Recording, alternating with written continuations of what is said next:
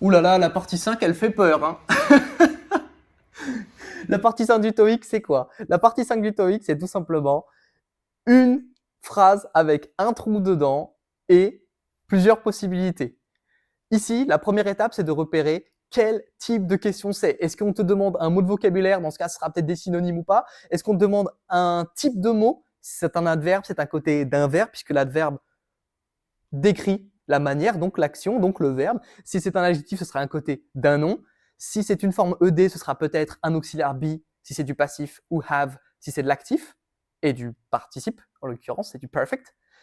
Si c'est ing, ce sera très probablement un verbe de type be, yes, ou alors un verbe émotif, un verbe émotionnel comme love, like, dislike, hate, abhor, ou alors ça sera derrière une des fameuses prépositions de type in, on, about, ce genre de préposition.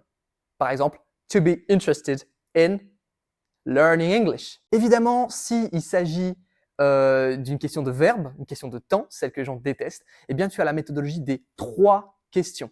Cette méthodologie, je l'aborde dans le Spooky TOEIC Autumn Camp. Qu'est-ce que c'est? Il s'agit de 13 heures avec moi en mode 100% TOEIC. On voit toute la méthodologie pour aller beaucoup plus vite, pas perdre de temps et surtout sniper les questions de la partie 5.